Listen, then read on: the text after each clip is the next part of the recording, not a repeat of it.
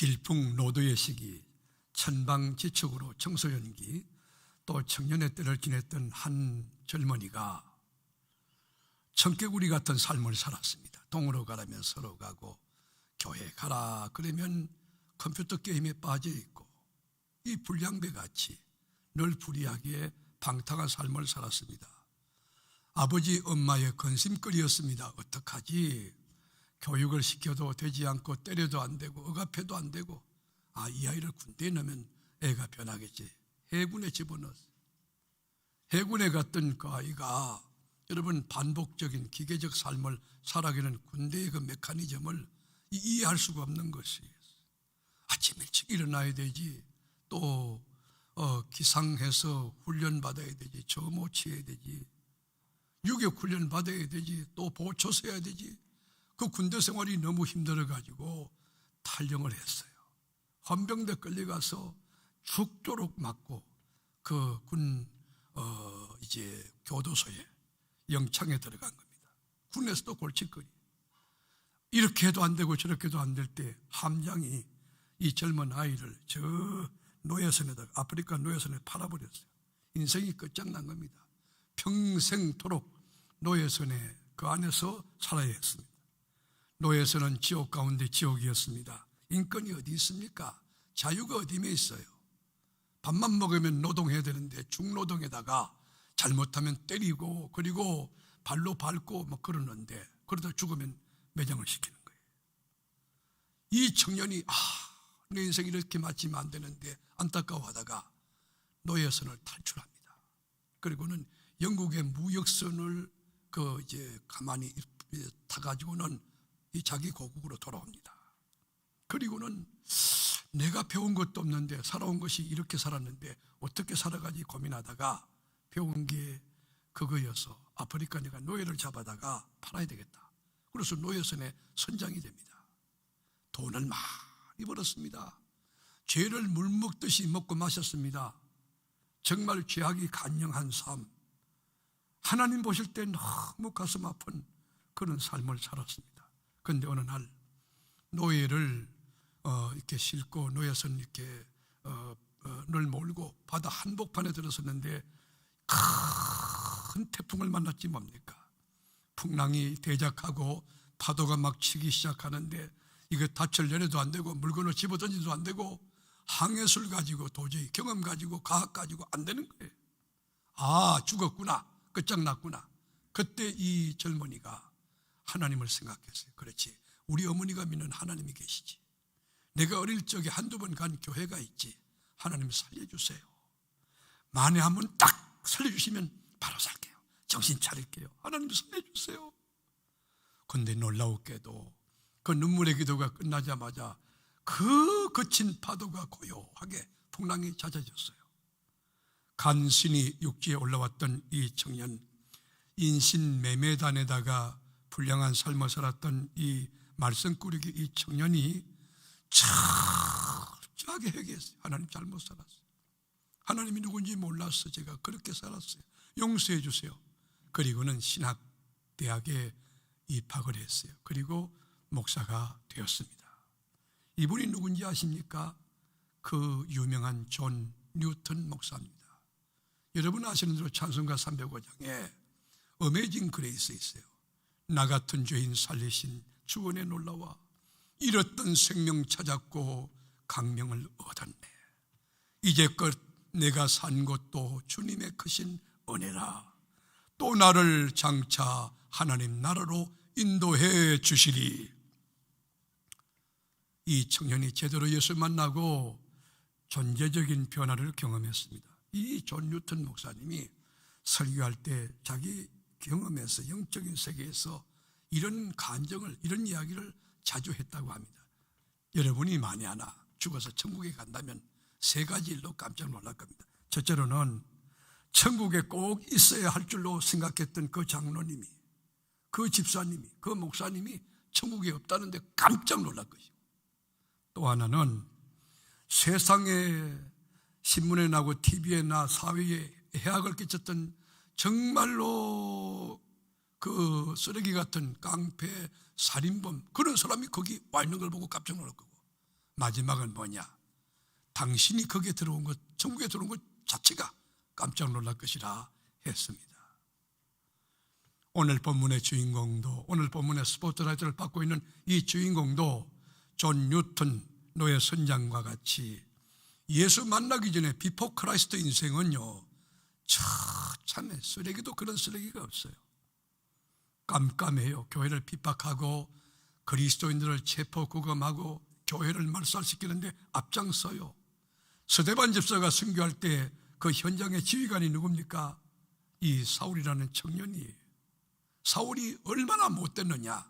성경의 정은 한번 보실까요?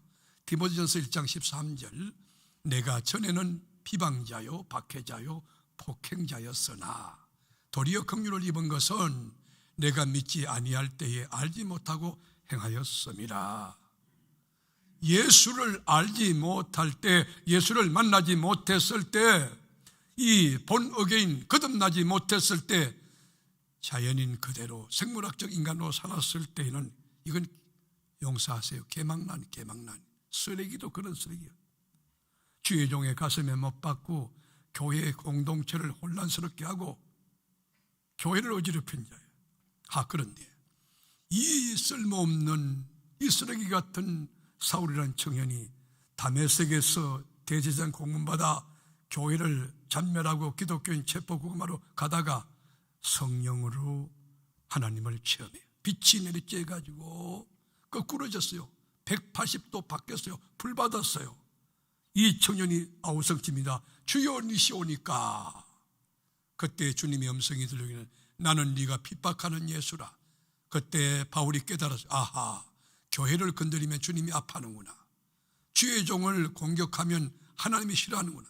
교회의 지체들, 성도들을 함부로 평가하면 하나님이 이거를 싫어하는구나 깨달았어요. 여러분, 이 사울이 바울된 그 모습이 혹 우리들의 모습은 아닙니까? 하나님의 청량할 수 없는 은혜, 감당할 수 없는 은혜, 하늘 같은 은혜, 바다 같은 은혜, 그거를 체험했던 바울은 결단합니다.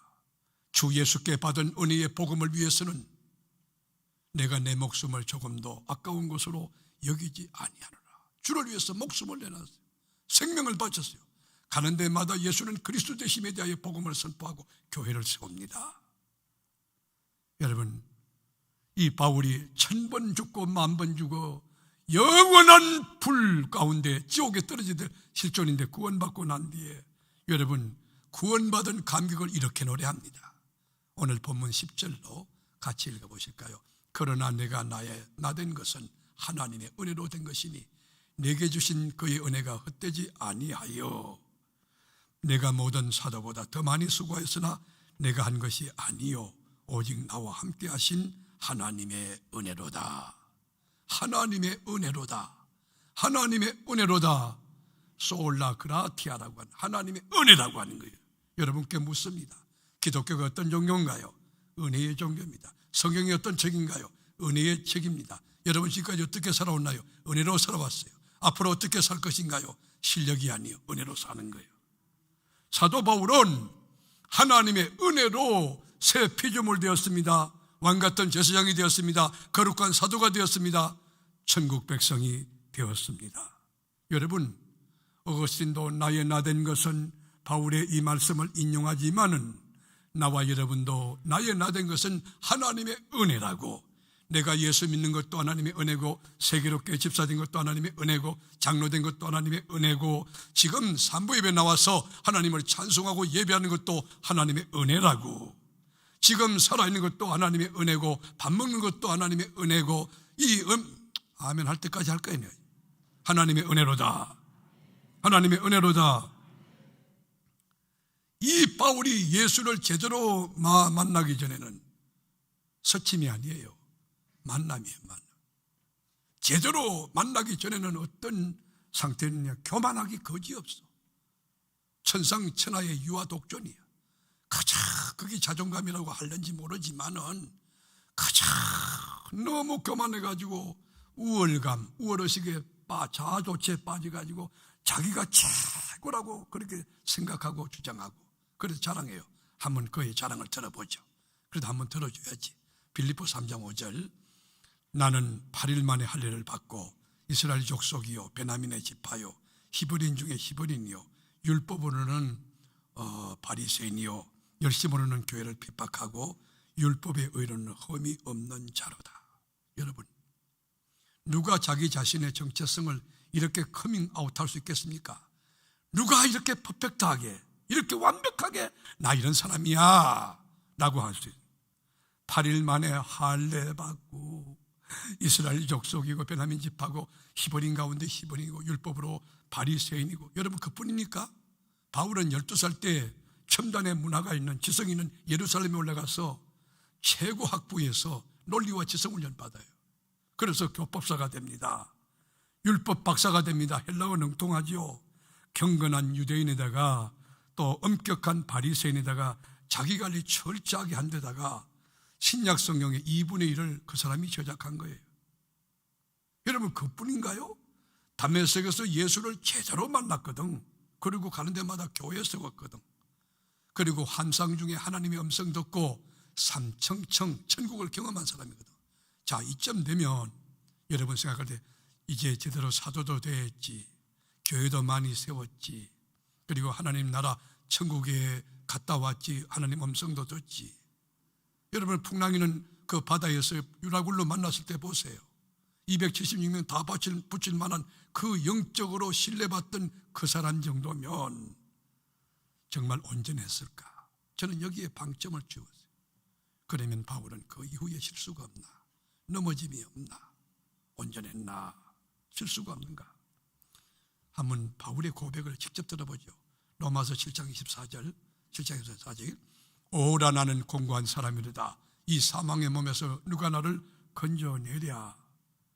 바울이 그렇게 성령에 붙들리고 하나님의 교회를 세우고 성경을 2분의 1 조작하고 그리고 천국을 경험했는데도 불구하고 오라 나는 곤고한 사람이다. 이 사망의 몸에서 누가 나를 건져낼까?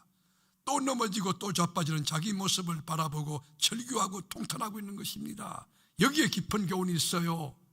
여러분이 아무리 처리하고 금식하고 여러분이 집사되고 권사되고 장로가 돼도 여러분은 인간이에요. 인간. 죄 많은 인간이요. 넘어지고 자빠지고 실수할 수밖에 없는 유한한 존재라는 것을 인식해야 하는 것이.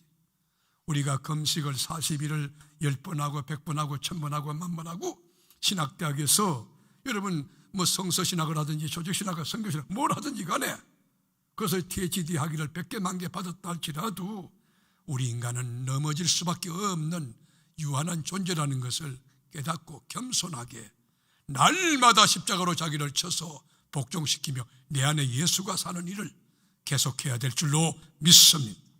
너 선줄로 생각하면 넘어지. 내가 뭐 장로인데 한 방에 가는 거야. 한 방에. 내가 목사인데 한 방에 가는 거야.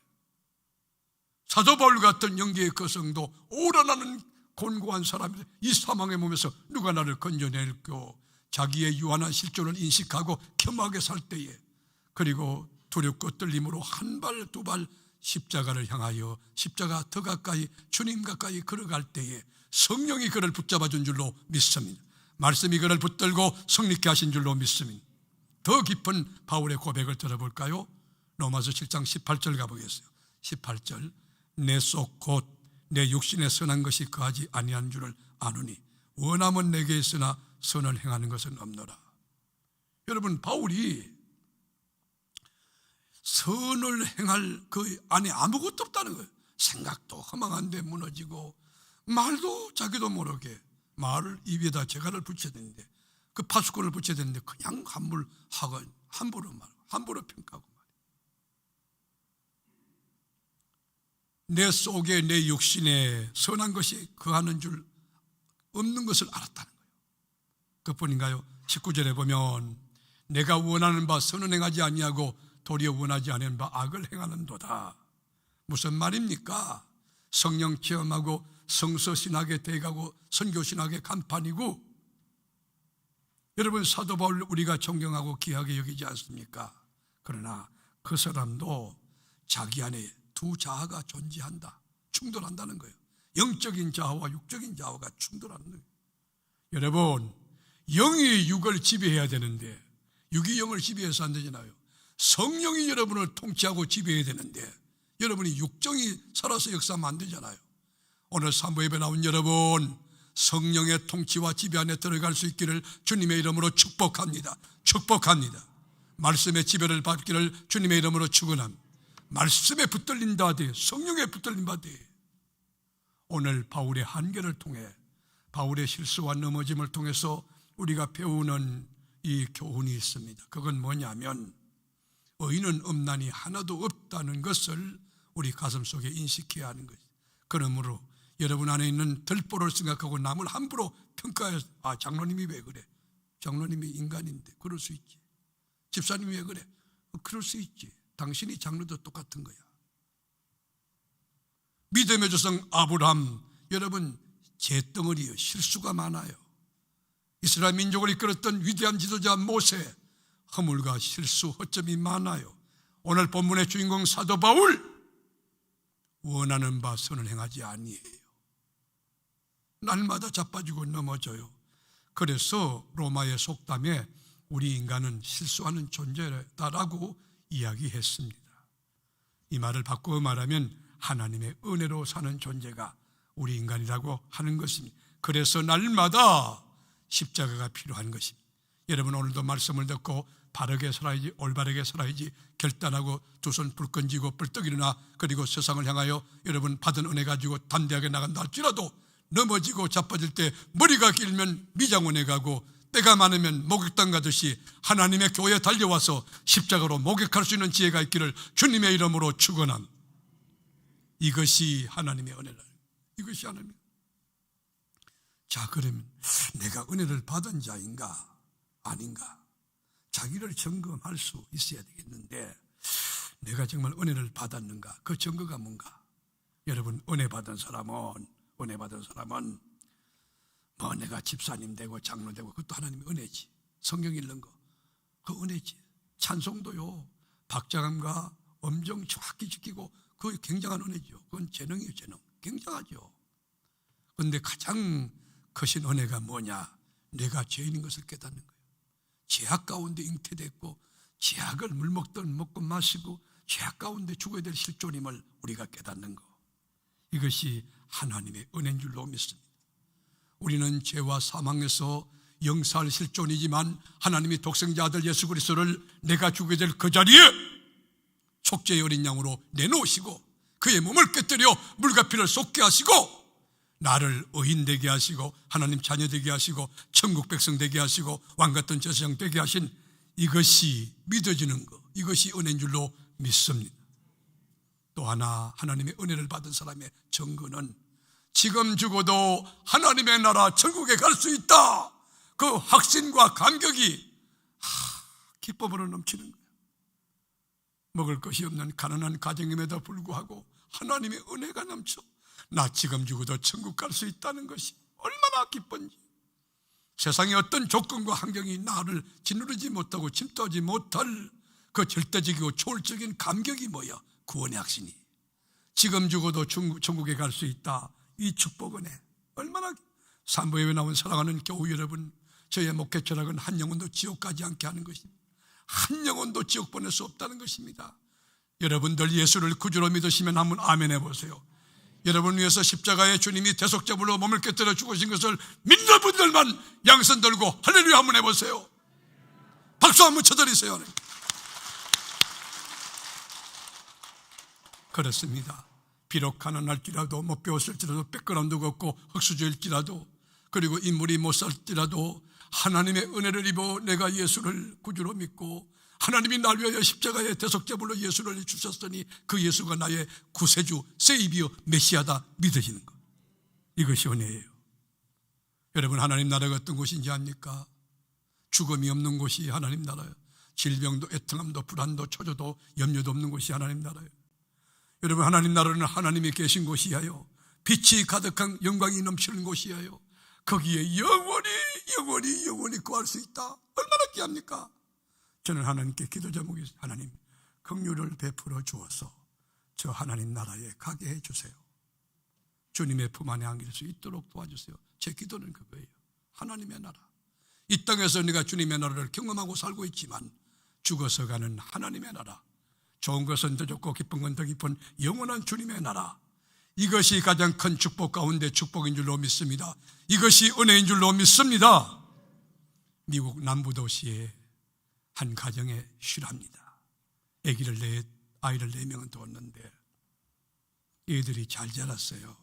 첫째 아이도 예수 잘 믿고, 둘째 아이도 예수 잘 믿고, 셋째 아이도 믿음 생활 잘했어요. 그런데 안타깝게도 어머니가 어느 날 중병에 걸려서 마지막 임종이라는 걸 느꼈어요. 내가 오늘 밤을 넘기지 못하겠다라고 여러분 죽음을 인식합니다. 인식하는 분들이 많습니다. 저도 그거를 많이 보는데요. 제가 이렇게 목회하면서 임종 예배 드리면서 이분은 아직도 살 건데 염려하지 마세요. 그런데 그대로 돼요. 아마 의사 선생님들 임상이 많은 분들은 느낄 거예요. 엄마가 느낀 거예요.